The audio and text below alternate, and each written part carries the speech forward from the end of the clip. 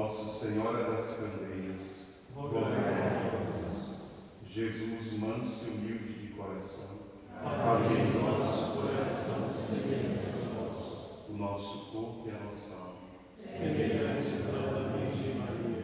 com o vosso Filho, a mãe, Abençoai-nos.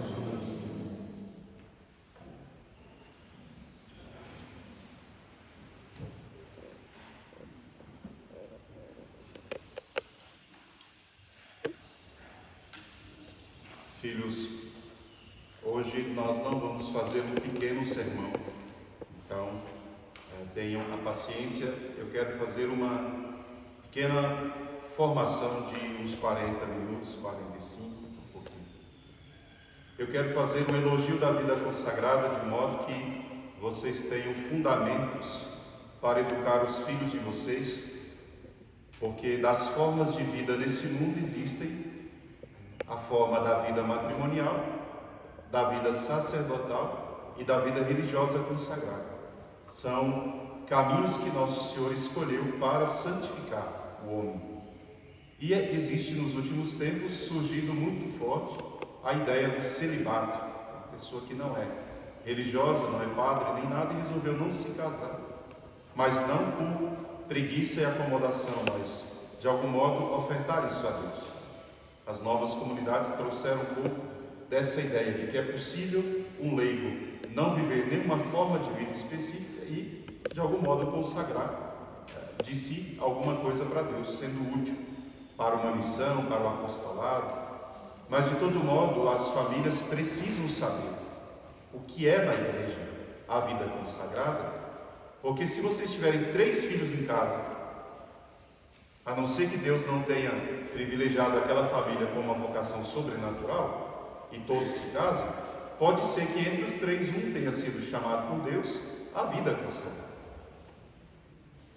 Então, se você não tiver condições de falar sobre isso para o seu filho desde pequeno, você vai achar mesmo que a única forma de vida nesse mundo é a matrimonial, a vida secular. Mas Deus não nos criou para esse mundo. A própria vida matrimonial católica, ela deveria ser uma expressão do que Deus na Santíssima Trindade faz.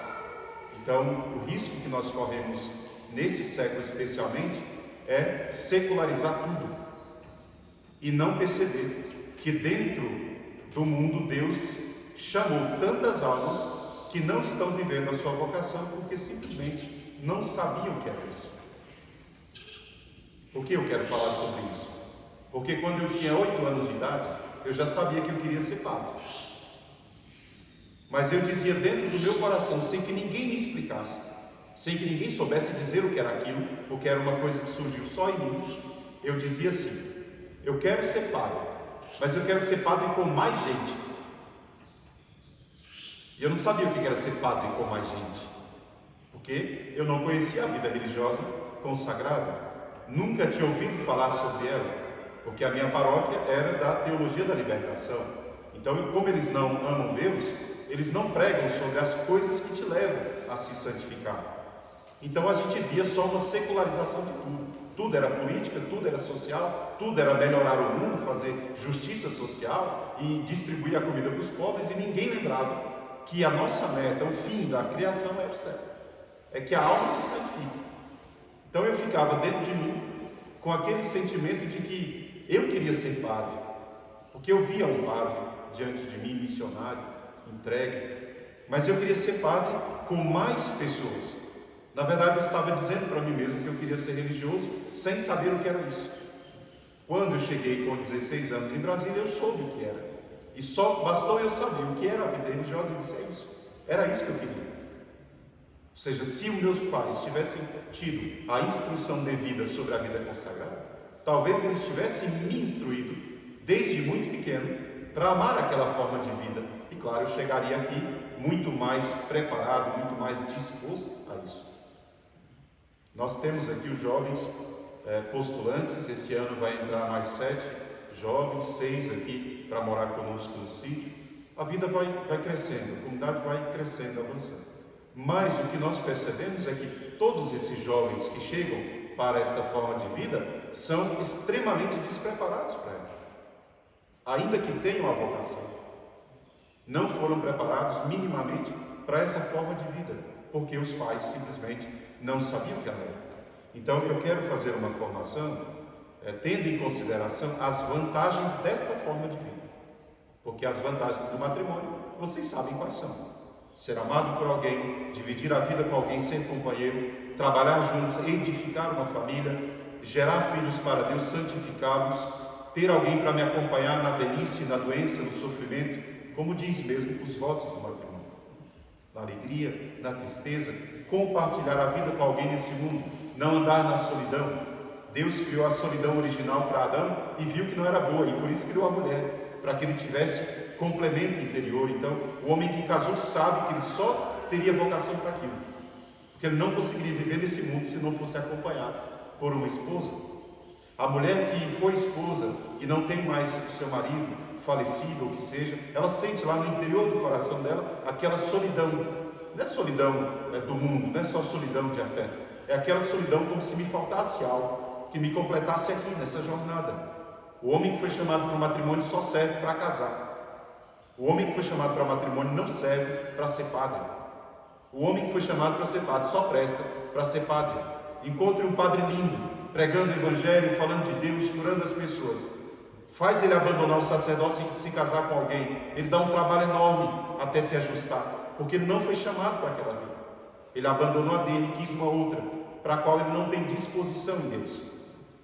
Então nós deveríamos saber realmente qual é a minha vocação, porque a minha vocação, ela me levará à felicidade da minha vida nesse mundo e à alegria da eternidade no céu. Então, como as famílias não falam da vida consagrada para os filhos, porque muitos têm um temor enorme. Quando o filho diz, eu vou ser padre, o pai se desespera, porque ele fez um projeto para o filho. Quando a menina diz, mãe, eu vou ser freira, eu vou ser consagrada, a mãe fica doida, porque já pensa logo que nunca mais vai ter a filha perto de si. Ou então que ela não vai dar os netinhos que ela esperou, coisas assim. Mas nós deveríamos saber o que Deus pensou com esta forma de vida. Para que serve a vida consagrada no mundo? Porque São João Bosco dizia, metade do mundo deveria ser pai e mãe, e a outra metade deveria ser padre e freio, para que ambos se ajudando, todos chegassem ao céu e se santificassem. Poucos padres, poucas irmãs estão desgastados por tentar ajudar o mundo, que é uma multidão de gente desorientada. E muitos padres adoecem, muitas irmãs adoecem, tentando ajudar, porque são poucos. Certamente não é que Deus chamou poucos, é que poucos escutaram e poucos ainda escolheram a forma de vida. Então vamos pensar o que ela é para a igreja.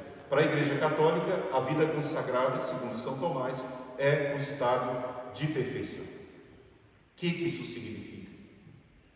Por que a vida religiosa serve como exemplo para até homens casados, se eles não são religiosos? O homem casado, a mulher casada, eu dizia outro dia, olha para Santa Teresinha, está ali o altar dela, e quer seguir o exemplo de Santa Teresinha. Mas ela é casada, Santa Teresinha era freira. Qual sentido tem de uma mulher casada pegar uma santa religiosa como um modelo de vida? Porque aquela santa religiosa encontrou um caminho que santifica, um caminho de vida espiritual. Então ela pode pegar sim Santa Teresinha e entender que a pequena via que leva para o céu é a santificação de atos pequenos durante o dia e de um abandono imenso na providência, na misericórdia de Deus. Uma mulher casada pode fazer isso. Quando ela está lavando a louça, quando ela está cozinhando para os seus filhos, quando ela está trocando a fralda de um bebê, dizendo, Senhor, te ofereço isso para que eu me santifique por meio disso.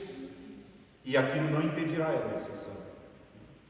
Então é claro que a vida religiosa, a igreja diz, é um estado de perfeição. Por quê? Porque nós encontramos no mundo pessoas. Eu não posso, porque eu sou casado, eu tenho que trabalhar, eu tenho que lutar, eu tenho que cuidar da minha família, não posso ficar rezando, posso ficar pensando em Deus 24 horas. Mas existe uma pessoa no mundo que está a todo momento, e por isso a igreja chama essa forma de vida de holocausto, ela está a todo momento, de algum modo, representando o seu amor por Deus nos seus atos diários. Nós vemos uma pessoa que, como eu, de sangue, de carne, cheia de pecados, consagrou, ofereceu a sua vida a Deus, e é possível que alguém faça isso. Porque o mundo diz assim, é muito difícil ser padre e freiro. É muito difícil ser casado também. Se for pelo difícil, difícil pelo difícil, não muda nada. É porque uma coisa é melhor do que a outra. Na verdade, as pessoas dizem isso porque elas não têm coragem de renunciar por Deus àquilo que poderia fazer ela, de fato, se santificar. Então não é que é difícil ser padre freio. Toda forma de vida que queira ser santa é difícil. Agora, o que importa é o que ela consagra. A vida consagrada consagra tudo. A vida matrimonial consagra parte. Por isso a igreja chamou a vida consagrada de vida perfeita, de estado de vida de perfeição. São Tomás diz: qual o objetivo desse estado de vida? É chegar, o que nós dizemos no dia da consagração, à perfeita caridade. Ou seja, chegar ao amor perfeito. O amor do matrimônio é o amor perfeito? Não. Ele não é um amor perfeito porque ele é um amor de dever. Você promete a uma pessoa e você renuncia parte de si. Você promete a uma pessoa que você vai amá-la. Então você ama com um grau de dever. Você tem que cumprir os direitos do matrimônio, que hoje muitas famílias pecam por isso, porque não querem cumprir os deveres do matrimônio e os débitos do matrimônio. Principalmente aqueles débitos onde só uma parte sente a alegria da coisa. A intimidade, por exemplo. Quando o marido pede algo e a esposa diz: hoje não, porque eu não estou bem, não quero, não estou me sentindo amada. E ela vai negando os débitos, e aquilo faz do matrimônio cansativo, pesado. Ou o marido não assiste a sua esposa como deveria, não cuida dos filhos como deveria, e aquilo torna o matrimônio de alguma forma cansativo. O amor ele é um pouco, parece limitado. Muitos matrimônios se arrastam por anos, a conta-gotas do amor. Por quê? Porque é um amor de dever, e nem sempre nós estamos dispostos a cumprir o dever. Na alegria, na tristeza, na saúde e na doença, a esposa adoeceu, o marido a abandona. Pecado gravíssimo, mas isso acontece. Ou pior, negligencia. Essa negligência durante a doença de um cônjuge é coisa terrível. Você diz: eu escolhi uma pessoa para me amar e cuidar de mim, e agora estou doente. Essa pessoa sequer veio aqui ficar comigo, sequer prestou atenção que estou doente, ou me levou no hospital. Isso é terrível. A pessoa sente aquele peso de não ter recebido o amor que merecia. Então, é claro que o amor não é total. Às vezes o amor se confunde dentro do matrimônio. A mãe acaba amando mais os filhos do que o marido. O menino nasce, a mãe acha que acabou o matrimônio, agora é só a maternidade dela. E é pecado pensar assim. Então, existem essas desordens ainda no matrimônio, mas existe uma forma de vida, e é a vida consagrada, onde esse amor, ele pode ser absoluto. Por quê? Porque nós nos desobrigamos dos deveres do mundo. Claro, se eu tivesse uma esposa, eu teria que cuidar dela. Por que um padre católico não casa? Não é porque não é capaz de amar, ou porque não seria capaz de cuidar. É porque se ele fizer isso, alguém vai ficar com alguma falta. Só a Igreja Católica tem o seu ministro absolutamente entregue à sua vocação. Os protestantes, os pastores casam e eles trabalham para a Igreja deles. A única religião onde o consagrado, que representa Deus, é absolutamente entregue à sua consagração, é a vida religiosa, é a Igreja Católica. Então, essa forma de vida, o São Tomás de Aquino diz, é o estado de perfeição. Isso não significa que o religioso tenha que ser perfeito a todo momento. Até porque se vocês chegarem aqui num dia de muito cansaço e muito estresse, vai ter postulante batendo o pé firme no chão, dizendo que está cansado, porque está mesmo, essa casa é cansativa. São poucos, ela é grande, é muito trabalho, tudo quebra, tudo tem que arrumar. Mas o fato de fazer isso, pular uma oração, que tem que fazer uma coisa, isso aqui não faz menos santo, simplesmente o faz cansado. Dorme, descansa, se tiver vocação, continuará. Então não é verdade que o religioso seja santo 24 horas? Quando nosso Senhor chamou aquele jovem, ele disse: se queres ser perfeito, vai, vende tudo, deixa e vem e me segue. Nosso Senhor não disse se és perfeito, se queres ser. São Tomás de Aquino diz: é esse queres ser que faz da vida religiosa um estado de perfeição. Se um religioso não quer a vida perfeita, se ele não quer a santidade perfeita e o amor perfeito, o padre Lameira, que é um grande estudioso da vida religiosa, diz: ele cometeria um suicídio moral. A forma de vida dele morreria simplesmente. O matrimônio morre, Quando o amor vai se acabando, os deveres não são cumpridos. A vida religiosa também. Se o religioso não quer ser santo, a forma de vida dele não serve para nada. Melhor ele teria se casado, ter filhos, trabalhar e organizar a sua vida do que professar um tipo de vida que a única finalidade dela é ser santo, amar. É o amor que faz com que o religioso seja identificado no mundo. Não é outra coisa. Diferente do padre diocesano. O padre diocesano, ele é identificado pela sua capacidade pastoral, pela sua capacidade de gestão de pessoas e administração, pela sua capacidade de construir coisas, né? Às vezes ele é intelectual, de ministrar aulas e tudo, né? São as coisas que medem um padre diocesano, mas um padre religioso não. Até porque o padre religioso, ele não tem domínio sobre as suas capacidades e talentos. Eu posso ser muito intelectual e nunca me darem a oportunidade de estudar. Uma menina pode ter desejado ser médica e entrar para a vida religiosa e nunca poder estudar para ser médica. Ou pode nunca ter pensado em ser médica e no superior dizer, eu quero que você estude medicina, e ela vai ter que estudar.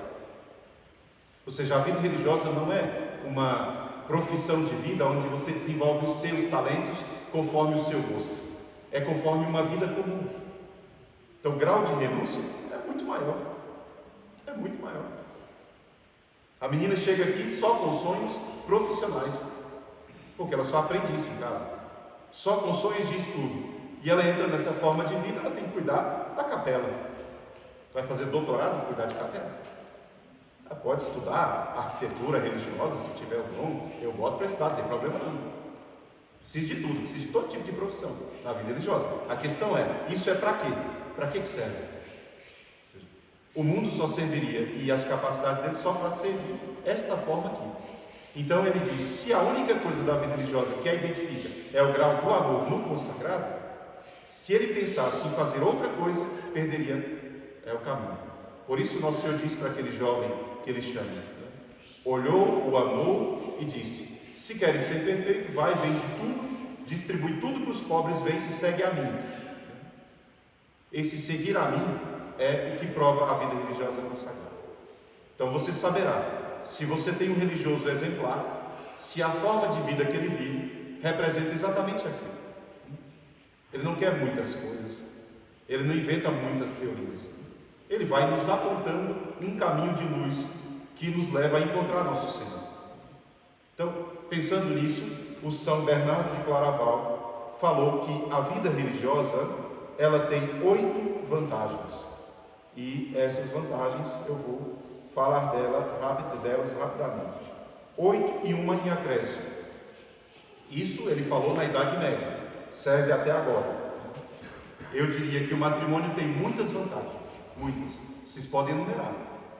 Um avô que vê os seus netinhos sentados em torno a si, os filhos atrás de si para tirar uma foto, ele do lado da esposa, e ele para e pensa, essa história aqui só existe porque eu escolhi casar com essa mulher. Quando o homem olha para isso, ele se sente verdadeiramente digno e capaz, potente, rico. Quando ele vê uma história construída a partir de uma decisão dele, eu acho que essa é uma das maiores glórias da vida matrimonial. A foto de família é bom que faça, de ano em ano, para que você consiga na velhice contemplar o que você construiu em Deus. E você vai dizer, valeu a pena lutar por esse menino, olha, ele era desse tamanho, agora ele me deu um neto. E vou morrer tendo bisnetos, tendo uma história. A riqueza de uma vida é aquilo que ele pode contar para alguém, não é aquilo que ele pode deixar de dinheiro para alguém gastar. Isso não é história. Então, na vida consagrada existem algumas vantagens. Estar aqui é mais valioso do que estar no mundo.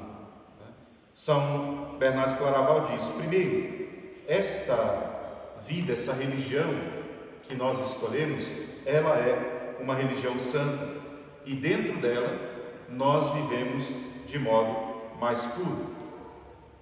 Por que um religioso vive mais puro do que um homem secular? O Santo Afonso de Ligório diz, por causa da reta intenção em santificar os atos do dia. Pensa, um homem secular, um homem que está no mundo, ele sai da sua casa correndo para um trabalho, e lá ele tem que trabalhar sujeito a um outro homem que tem os seus interesses também. Se ele trabalha com funcionalismo público, pior ainda, menos possibilidade de se santificar, porque quem está lá também não está preocupado em santificá-lo, está preocupado em cumprir a sua parte do dever. Então, no funcionalismo público, cada um cumpre sua parte, e não tem aquele modelo exemplar de vida perfeita. Às vezes você tem um colega de trabalho que é o certinho do grupo, entende? Mas não é que ele se tornou o seu modelo exemplar de santo. Às vezes, numa empresa privada, você ainda tem lá o fundador da empresa, que era um homem pobre, que depois cresceu, e aí venceu na vida, ele é um homem digno, e todo mundo elogia ele, valoriza. Às vezes tem. Hoje em dia nem existem mais essas pessoas. Eles se substituem por outro que chega lá, simplesmente para produzir dinheiro e eficácia no trabalho, né? Então nem se apresenta mais, porque também os interesses mudaram, né? Mas na vida religiosa, a intenção de quem começa o dia precisa ser pura, porque se não for, aquele dia é absolutamente perdido. No mundo não, você pode pegar um pouquinho da manhã e levar para Deus, um pouquinho da tarde e levar para Deus. Na vida religiosa só tem um jeito de ter mérito do dia, é se você começou ele com a intenção reta, com a intenção pura. Então Santo Afonso diz: se vive mais puramente, porque no mundo você tem um monte de outras preocupações, interesses, dificuldades, conflitos, que aqui você não tem. O único conflito que você tem nessa forma de vida aqui é com o seu próprio coração. Você não tem que disputar com ninguém uma vaga de trabalho. Você não tem que passar maquiagem e correr para fazer uma entrevista de trabalho, sentar lá e não errar uma vírgula da entrevista para poder conseguir aquela vaga. Você não tem que disputar espaço com outra pessoa no mundo. Você não tem que sair desesperado para o hospital, correndo com criança. Aquela hora que o pai está desesperado procurando dinheiro para pagar um remédio, o religioso está rezando na capela. É claro que se vive de uma forma diferente, ele diz, né? Então, lá, São Paulo diz, né? Porque vocês estão mortos, a vossa vida está escondida em Deus. O religioso vive assim. Nós estamos mortos para aquilo que, para as pessoas do mundo, tem sentido, para nós não tem. Não tem sentido para mim uma pessoa viver e trabalhar para ganhar dinheiro e edificar uma casa, comprar um carro e deixar o dinheiro no banco. Para mim não tem, mas para o homem secular tem que ter. Tem que ter sentido para o homem secular estudar, trabalhar, lutar por uma profissão, vencer, crescer nessa profissão, guardar um dinheiro, ter uma herança para deixar para os filhos. Vale a pena para o homem secular. Só que para fazer isso, ele tem várias preocupações que eu não tenho. As minhas preocupações são outras. E se eu não tivesse as minhas preocupações, então eu não seria santo jamais. Seria um abusador da vocação que Deus me deu. Então, se vive mais puramente, ele diz, é verdade. Primeiro, nós estamos próximos de Jesus todo o dia todo. Ninguém mora dentro de uma capela, só o religioso. A capela está atrás do meu quarto. Tem outra capela aqui, tem Jesus em duas capelas. Está faltando espaço para rezar. Se alguém quiser passar e só passar para ver Jesus, como Santa Faustina fazia, 30 segundos, 1 minuto. Só passar para ver. Oi Jesus, estou indo ali trabalhar, capinar. Oi Jesus, estou indo ali no bosque buscar uma coisa. Ou seja, é possível que uma pessoa, pela proximidade com o Santíssimo Sacramento, ela viva de modo muito mais puro. Depois, a obediência da vida religiosa não nos deixa fingir muito. Então, ter alguém todo o tempo preocupado com a sua santificação. No mundo não é assim. Ninguém está nem aí para a sua vida. Se não for uma pessoa que te ama mais e que é realmente o seu bem, você não vai ter ninguém para te assistir. Feliz o homem que tem uma esposa que cobra muito. Feliz o filho que tem um pai que exige que ele seja melhor. Porque se não tiver, vai chegar à velhice com os mesmos defeitos. Na vida religiosa, o voto de obediência faz com que uma pessoa tenha que fazer tudo o que faz de modo puro.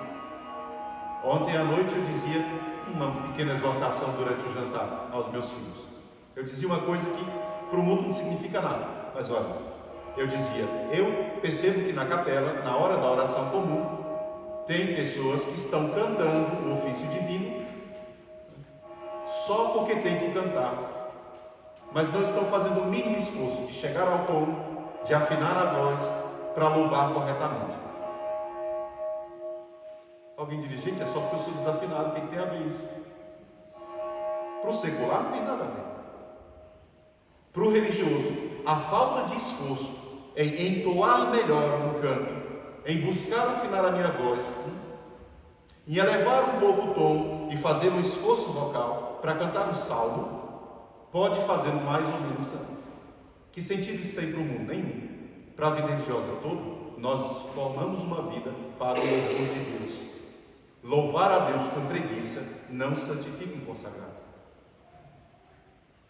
Como um filho que acorda tarde e o pai diz: meu filho, é escola, não está estudando, não? Tem que estudar.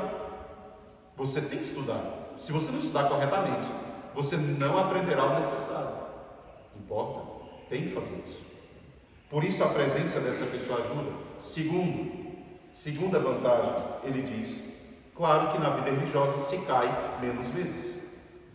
Se eu tenho a presença de Jesus, se eu tenho exame de consciência diária, várias horas de oração por dia, adoração diária, estudo sobre Deus, sobre a igreja, se eu tenho o exercício da caridade com o próximo, se eu tenho confissão, se eu tenho direção espiritual, se eu tenho projeto de vida, se eu tenho um superior que me ajuda e me corrige, é claro que eu vou cair menos vezes. E essa é uma vantagem. Se nós não queremos ofender a Deus, está aí uma forma de vida que ajuda. Uma pessoa que vive na vida consagrada é muito menos doente espiritualmente do que uma pessoa que está no mundo. Quantas doenças espirituais existem no mundo? As pessoas estão enfermas interiormente, desesperadas, angustiadas, machucadas, feridas com as suas próprias misérias, atormentadas de doenças desconhecidas, medos, angústias, traumas, que, claro, na vida religiosa, mesmo pela menor quantidade de pecados que se comete e o tanto de gente falando no meu coração, me iluminando para Deus, é claro que eu posso cair muito menos em pecado. Não quer dizer que eu não caia, mas é uma vantagem, é cair menos em pecados e ser mais iluminado. Terceiro, ele diz: se uma pessoa cai, na vida religiosa ela se levanta mais rapidamente. Uma pessoa no mundo, ela comete um pecado mortal, a primeira luta dela é para encontrar como confessar, porque os horários de trabalho dela não batem com os horários de atendimento da paróquia. Então ela passa uma semana com aquele pecado pensando: domingo eu vou pedir o padre que me atenda antes da missa, rapidinho. E esse rapidinho deixa os padres muito nervosos. Padre, me atende rapidinho. Rapidinho não santifica ninguém. Nada se santifica na pressa, né? Mas é porque as pessoas estão atoladas em obrigações, né? E elas precisam disso. Então o padre tem que dar um jeito. Ele tem que se virar e atender, sim. A questão ali é que às vezes uma pessoa passa um mês, 2, 3, 4 sem conseguir se confessar, querendo a hora de se levantar, tentando achar um jeito, e às vezes não consegue. Então, na vida religiosa se levanta mais rapidamente. Por quê?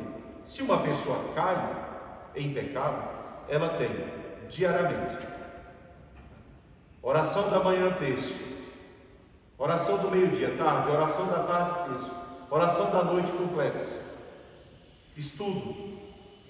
Ela tem condições de entender logo: eu estou em pecado, eu preciso me confessar. Tem um padre do lado, atira a cola: Frei, me atende? Precisa confessar todo dia, vai confessar todo dia. Para uma pessoa do mundo, às vezes ela demora meses para conseguir uma boa confissão. E se ela demora meses, pode ser que ela se afunde nos pecados. Quarto, ele diz: uma vida mais precavida. Por quê? Porque as paredes de um convento nos protegem de um monte de coisa. Então ele diz: uma vida mais precavida. Por quê? Porque na vida religiosa você primeiro não é sozinho, você tem vários irmãos. Se você está triste, pode ter certeza, vai ter um irmão olhando para você e perguntando: o que foi? Está tudo bem? Aconteceu alguma coisa? Outro dia eu fui ao hospital e eu estava de um lado da marquise e uma moça não me viu do outro lado da marquise. Em um determinado momento ela disparou em lágrimas profundas de soluçar. Chorou, tudo que ela podia chorar. Limpou os olhos, levantou a cabeça e saiu pela rua andando rápido, firme. Aquela solidão profunda, aquela tristeza, aquela desolação que ela teve que ver sozinha, na vida religiosa não se vive. E se você acordar de manhã e alguém perceber um humor diferente, essa pessoa vai estar preocupada com você. O que foi? Hoje eu não dormi bem, estou com dor de cabeça. Ou recebi uma ligação, minha mãe está doente. Sempre vai ter alguém ali atento a você, muitos olhos sobre você. Isso é bom, isso não é ruim. Se o filho tivesse o pai com os olhos continuamente voltados para ele, o filho não desconfiaria tanto dos pais. E os pais não ficariam tão surpresos com as coisas que os filhos fazem. O problema é a desatenção. Então ele diz, é claro que estando aqui, vale mais, como dizia Frege, de 1 ano aqui na vida consagrada do que 10 fora dela. Porque 1 ano aqui você consegue se resolver, se estruturar, se conhecer muito mais do que se você estivesse lá fora. Quinto, ele diz, na vida religiosa se recebe mais graças. É verdade. Não só porque é uma vida mais santa, mas porque você está continuamente na presença de Deus. Um secular santo, uma pessoa do mundo que vive a santidade, ela vai à missa diária. A missa diária dela demora meia hora, 35 minutos, 45. De 24 horas ela consegue estar na presença de Deus sacramentado durante 1 hora por dia. Isso já é extraordinário. Isso santifica alguém no mundo. Mas o religioso não pode dizer isso. Porque se ele quiser, mesmo fazendo um trabalho, vir ver Jesus, ele não é proibido disso. Se o religioso dissesse, eu não fui rezar porque eu estava muito ocupado trabalhando e não pude rezar, não me deixaram rezar, isso é mentira. Você pode rezar de madrugada, você pode rezar de dia, você pode passar aqui na hora do almoço. Você pode passar e dar um oi Jesus e vai embora. Sexto, ele diz, se goza de uma paz mais segura. É verdade. Nosso Senhor disse a nós, olha os lírios do campo. Eles nascem de manhã e de tarde morrem. Vocês acham que Deus se preocupa mais com uma planta do que com a sua vida? Olha os passarinhos. Eles não plantam nem colhem. E no entanto eles têm o alimento diário e Deus dá. Eles não têm casa, mas eles têm lugar. E Deus dá lugar para eles. Por que Deus não se ocuparia de você? Se uma pessoa fez a profissão da vida religiosa e abandonou as suas capacidades de produzir dinheiro e recursos para si, para fazer uma forma de vida que vivesse para Deus e para o próximo, porque Deus deixaria o religioso passar fome ou qualquer necessidade? Ainda que seja simples a nossa casa, não falta a ninguém lugar para dormir, ainda que seja 7 pessoas no mesmo quarto, mas a sua cama ainda está lá, ainda que o colchão seja fino, seja na tábua, não importa, ninguém está morrendo de fome na vida consagrada. E essa não é uma preocupação para nós. Se fosse, já não seria vida consagrada. Meu formador dizia quando era jovenzinho, se tiver 2 pedaços de pão no mundo, um deles será do religioso. Porque ele fez essa forma de vida como profissão. Deus cuida. Então, claro que ele tem mais paz. O homem de família, o pão vai chegar na mesa dele se ele não for atrás?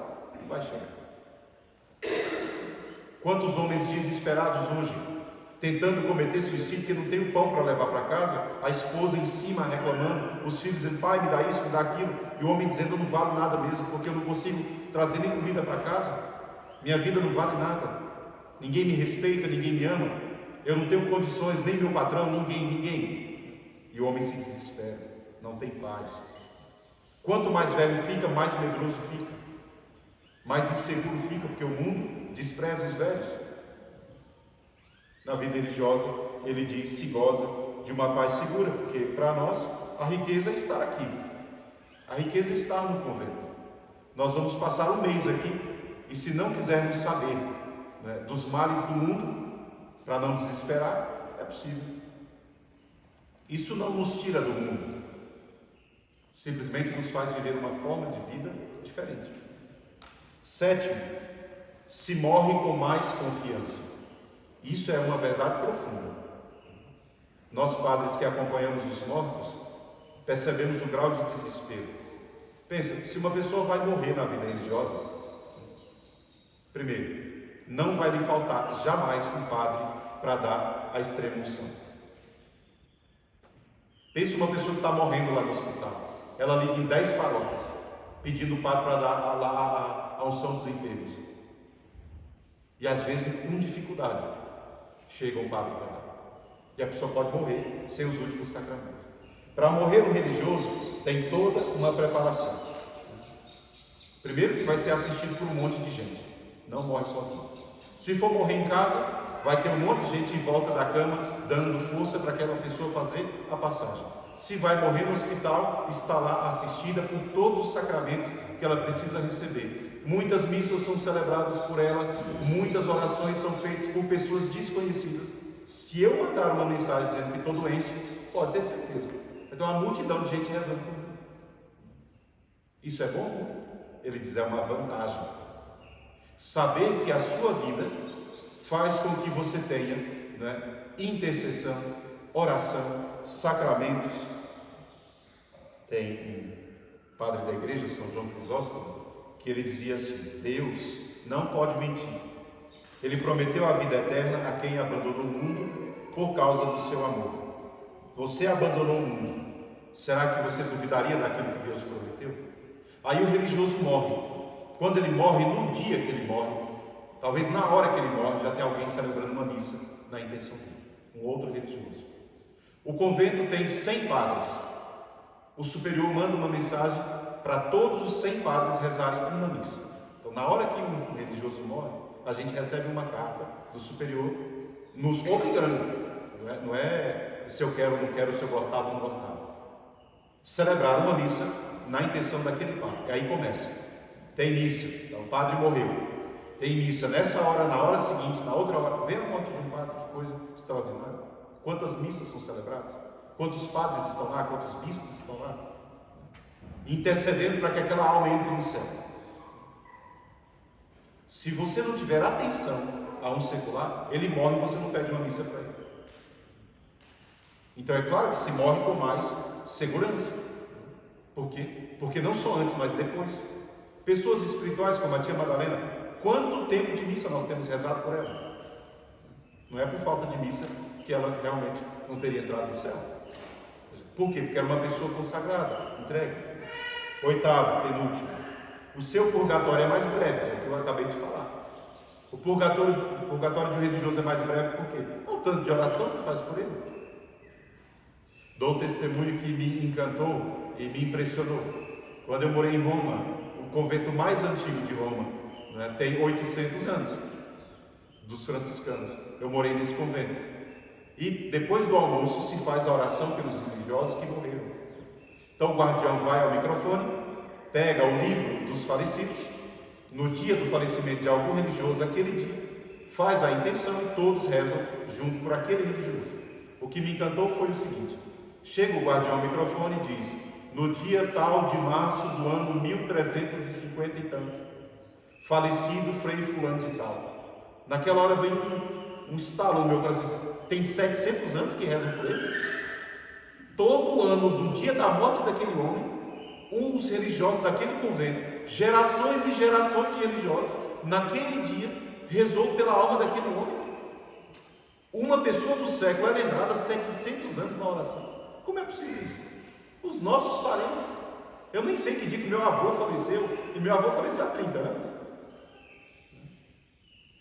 A vida religiosa nos dá esta graça. É claro que o purgatório é mais curto. Se Deus tivesse me reservado 500 anos de purgatório, e tivessem rezado por mim todo ano, e missas naquele ano, é claro que eu teria entrado lá muito mais rápido. Então, pensem vocês no purgatório de vocês. Porque o purgatório existe e a gente vai para lá, todo mundo, quase. E a grande luta do purgatório é sair logo dele e entrar no céu. Só que eu preciso de sufrágios. Lembrem das pessoas que vocês amam e rezem por elas, porque dos religiosos tem gente lembrando. O dia que eu tiver o cemitério aqui, trouxer a nossa velhinha para cá, o tio para cá, quem puder trazer, se for permitido pela lei, todo o tempo vai ser rezado. É claro que o religioso alcança graças nesse sentido. E a última coisa, ele diz: se recebe recompensa maior. É verdade. Tanto é verdade que a santidade da igreja e os santos canonizados da igreja, talvez 90% são religiosos. Por que isso? Porque a forma da vida religiosa, como forma de vida perfeita, que serve de modelo para todo mundo, não só para padre e freira, para os casados também, esta forma de vida aqui, é claro que é mais recompensada. Jesus disse: aquele que deixou pai, mãe, irmãos e deixou tudo por mim, receberá 100 vezes mais nesse mundo e a vida eterna. Nosso Senhor prometeu isso àqueles que forem fiéis, claro. Então, entrando no céu, um religioso receberá a recompensa de tudo que ele renunciou na terra. Eu renunciei ao amor de uma esposa, eu renunciei à história com filhos, eu renunciei às minhas capacidades intelectuais, eu fui estudar o que a igreja me mandou, não o que eu quis. Eu fui trabalhar onde a igreja me pediu e não onde eu queria. Eu tive contato com as pessoas que a igreja me colocou e não aos meus amigos, meu pai, minha mãe, que eu amo. Não foram eles, foram os outros. E eu fiz isso por amor a Deus. Então, um religioso vai receber a recompensa da sua obra quando entrar no céu, naturalmente. Então, pensem vocês que foi com base nessas 9 vantagens que a vida religiosa foi percebendo o quanto essa vida era feliz. Então, se vocês perceberem um religioso, não padre diocesano, se vocês verem um religioso reclamando da vida, se vocês viram uma postulante reclamando da vida, diga para ela: irmãzinha, sua vida é perfeita. Se você estivesse lá no mundo, a senhora teria que confessar todo dia, porque o mundo, ele é tão avassalador contra a fé e contra a nossa religião, que a gente está diariamente ofendendo a Deus sem querer. Sua vida é perfeita. Você tem hora para rezar, a gente não tem. Você tem hora para comer, irmã, eu comandando, porque eu tenho que estudar, correr para passar no concurso, eu não tenho tempo de respirar. A senhora dorme 10h30 da noite, eu durmo 2 horas da manhã tomando rebite e tomando vodka para poder ficar acordado, estudar. A senhora tem alguém que se preocupa com a senhora e te corrige nos erros e te ensina. Não tem ninguém preocupado comigo não. Se eu estiver bem, mal, doente, com dor de cabeça, ninguém vai estar bem não. Se eu não for atrás do remédio, ninguém vai cuidar de mim. A senhora é cuidada, a senhora é amada. Pessoas que não são do seu sangue te amam. Lá em casa, nem os do meu sangue me amam. Que vida ruim é essa que a senhora vive? Sua vida é perfeita. Renuncie um pouquinho mais, santifique um pouquinho mais, a senhora vai ver, a senhora vai ser santa rapidinho. Então nunca deixe um religioso fazer parecer que a vida dele é uma extrema dificuldade, meu Deus do céu. Se for isso, ele não é um religioso. A vida religiosa ela é cansativa, ela é sofrida, tem martírio, tudo isso tem na vida secular também. Agora, tem uma coisa na vida religiosa que vocês têm que olhar e ver.